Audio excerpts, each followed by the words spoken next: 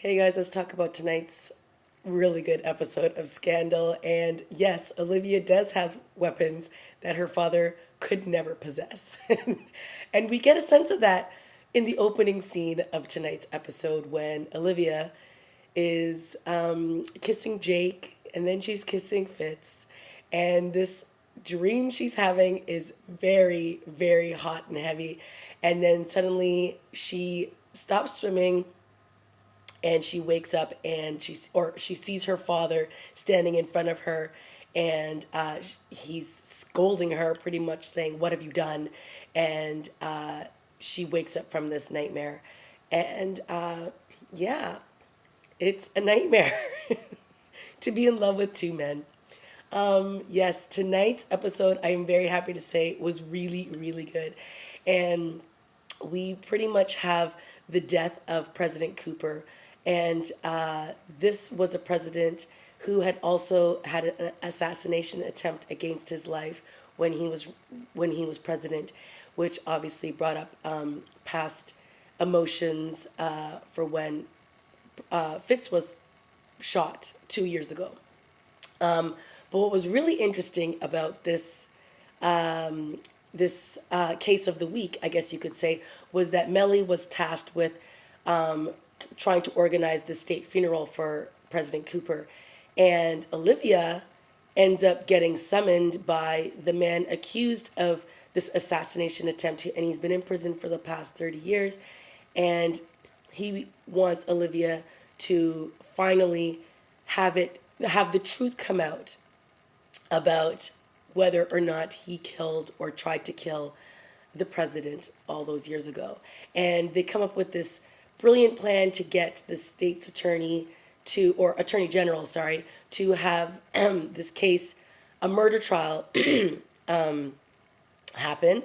And in doing so, it would mean that they would have to get an autopsy done, which would then allow them to take the bullet out of the president's head, and they could verify whether or not it was the actual bullet used in the gun that they claim that he had the night that the president was shot.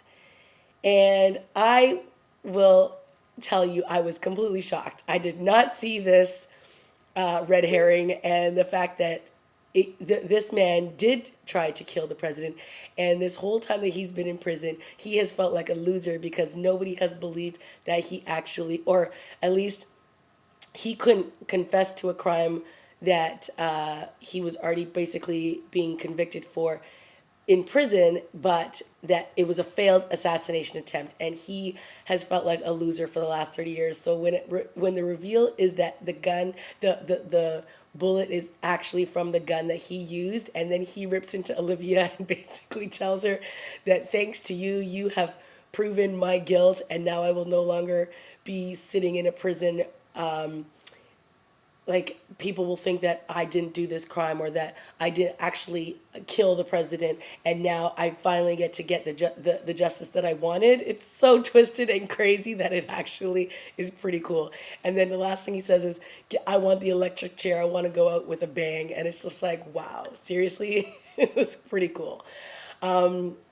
So some other interesting stuff that went down in this episode were all the stuff that actually went on with Melly and the first lady of President Cooper.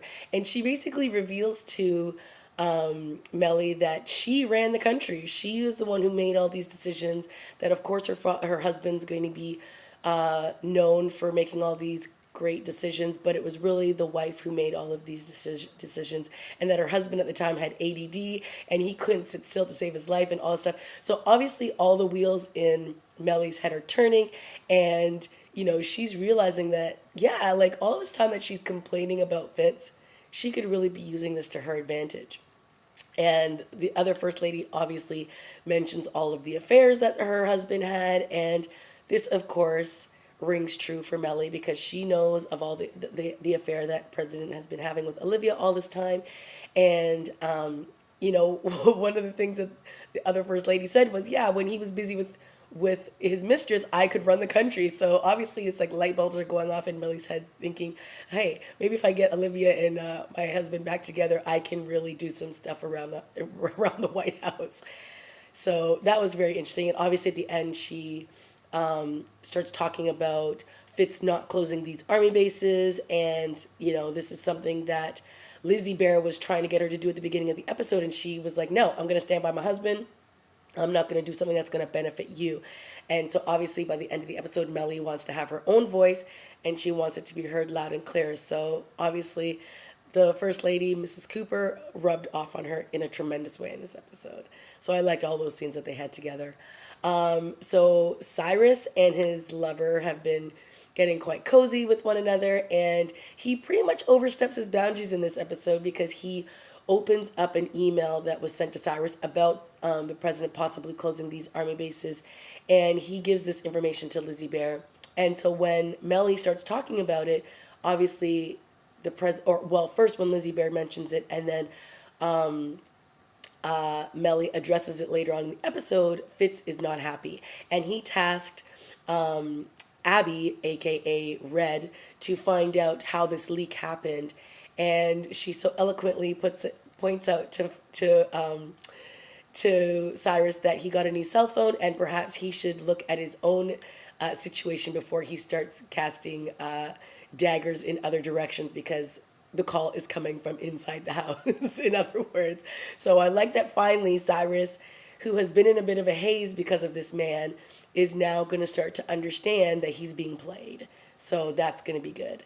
And near the beginning of the episode, when Abby goes in to talk to Fitz and pretty much asks about Jake Ballard, Fitz loses it, and he's pretty much like, you're teetering over the edge here, and you can tell Olivia that, she's not going to know what's going on with Jake, pretty much. And he is upset that Abby is coming to him and asking questions about something that she has no clearance to ask about. So this sort of sets the president off, and with the quickness, he goes to Olivia's house, and they have their first in-home encounter that they've had in a long time. So again, Olivia says to Fitz, I know Jake the way I know you. And this obviously upsets Fitz because Fitz thinks he controls Olivia, and he doesn't want to at all think that Olivia might be in love with another man, which she absolutely is. And he tells her that there is no way that you know him the way that you know me, and they have this bit of a standoff, and he leaves. But bottom line is, Fitz is convinced that Jake is the one who has murdered his son, and Papa Rowan has done a brilliant job of brainwashing him. And that scene when he goes to see Jake, and he basically tells him, I have coddled the president, I have been his best friend, I have done everything that has needed to be done to convince him and to make him believe that you are the one who murdered his child, and ultimately he is going to now execute you as per what I want. And you're just watching him go, damn, you are that good. He's just like brushing off his shoulders.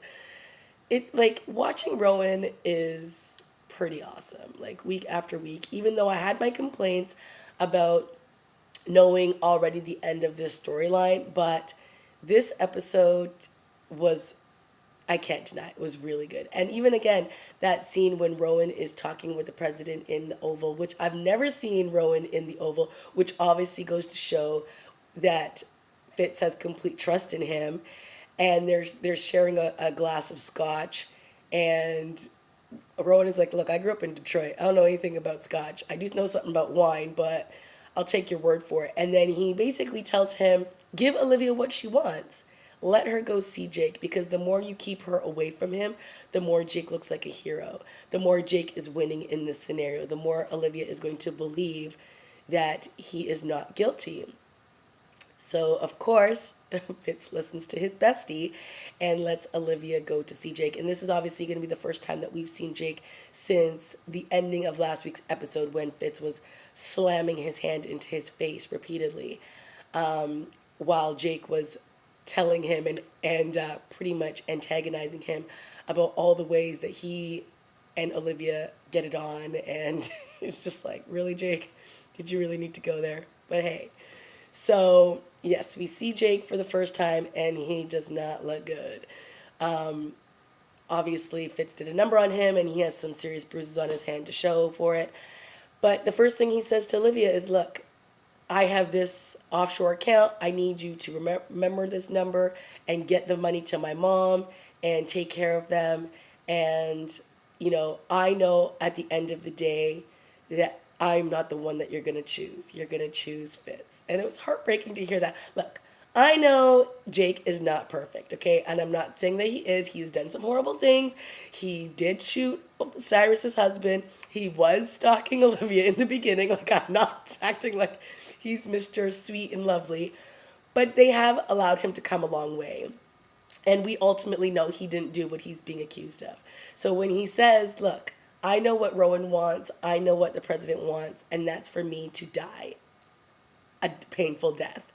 But at the end of the day, he loves Olivia and he knows that Olivia loves him. And he's just going to say, it's okay for you to be with Fitz. It's okay for you to let me go, pretty much is what he's saying. And it's heartbreaking. And that's how that scene ends. But at the end of the day, Olivia is not going to go down without a fight. And she basically tells Fitz that if you do this, if you give a Jake to my father, there is absolutely no way we are ever going to be together. And then, of course, all Fitz hears in this is, there's a chance? So you're telling me there's a chance? So wait, you're telling me there's a chance? It's like, seriously, Fitz? Wow, this man, crazy. So yeah, that happened. And it was all good stuff. Like, don't get me wrong. I enjoyed all of the Fitz Olivia stuff in this episode. I enjoyed all of the Jake and Olivia and Jake and Rowan and Jake and Fitz. Like, all of it was really good stuff. And I like that Fitz even says, Jake had me had us convinced that your mother is the one who murdered my son, and I then ended up executing her. And I believe she's not dead, right? Like, Rowan has her locked up in some cage like he had. I don't believe Olivia's mom is dead.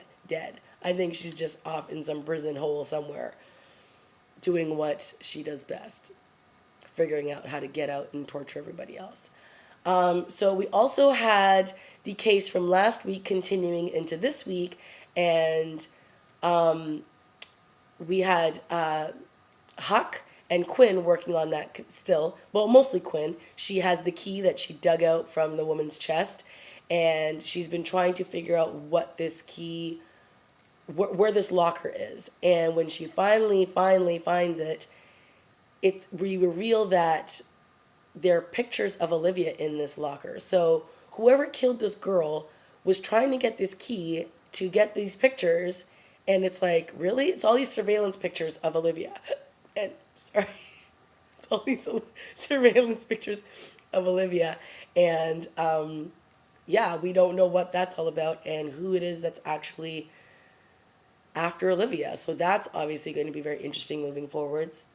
I also like that Abby and Olivia have come to some kind of agreeable friendship here, and that Abby was still at her home the next day, after the ending of last week's episode when Abby and her hugged when Olivia told her that the president believes that Jake is the one who killed Harrison and Jerry, Fitz's son. So I like that they've allowed Red to get back on good terms with Olivia, because that friendship is really what works best. So ultimately, the case of the week ended with David Rosen getting one up on Olivia, which he said was really weird, which was weird that he actually won, and he really didn't do anything to win. She just lost the case pretty much because her client made her dig up the body to prove that he was actually guilty. And Huck was completely distracted in this week's episode, and he was playing video games the whole way through this episode, and you're like, dude, what is going on with him? And then by the end of the episode, we find out that he's been playing video games with his son, which was absolutely adorable. And I mean, we all know that Huck is cray-cray, and that he really should not be around children. He should not be around anybody who's not Olivia, because Olivia seems to be the only one who knows how to keep him sane. But to see that he was gaming with his son was really cute. And to see that was what was distracting him all day was, nice, because that is what he's wanted. The whole last episode was him trying to get back with his son. So that was nice to see that he was able to accomplish that in some way. If he's not able to have face-to-face time with him, he's at least allowed to have fun with his son, and that's what more does a father want with their son, right? So yes, that was this week's episode in a nutshell. A lot going on, but a lot of good stuff. I think the show is heading in a good direction from this episode. I can see that, some things are starting to come to light. All the stuff with Cyrus. Now we're figuring out a little bit more about this ongoing case that's been happening over the last 2 episodes. Now, when Fitz goes to see Jake at the end of the episode, and he tells him that he's going to move him to some maximum state prison where he's going to spend the rest of his life, and Jake's like, "Oh, you're not going to kill me?" And he's like, basically, call this a favor from the woman that we both love. And it's just like, geez, these two. Doomed to be tortured by Olivia. And of course, we bookend the episodes with Olivia swimming in her wicked swimsuits. And so at the start, she's swimming and she's having this dream sequence with, of course, like I said at the beginning of the episode, which was pretty hot between her 2 lovers. And then by the end of the episode, she's swimming, which it feels like a victory lap because she knows that Jake is not going to die at the hands of Fitz and her father. And of course, her father, she finishes swimming her lap and she sees his foot there and she looks up frantically and her father's like, "What have you done? What have you done?" And she's like, "I have powers that you will never be able to possess." And it's just like, that's right. She sure does. So yeah, that's the end of this week's episode review. I hope you liked it as much as I did. Very happy with this episode this week. All right, guys, let me know what you thought of this week's episode. Leave a comment down below, like and subscribe, and I'll see you next week when hopefully I'm feeling much better. Okay, bye, guys.